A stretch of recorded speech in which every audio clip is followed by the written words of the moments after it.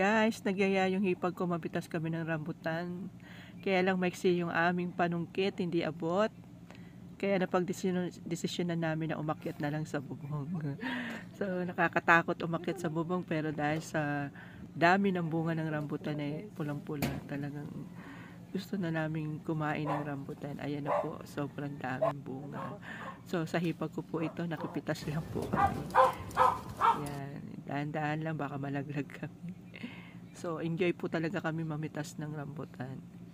So, medyo nakarami rin po kami ng kuha. Iba talaga kapag may bunga ang tanim ng iba. Masarap maki-harvest.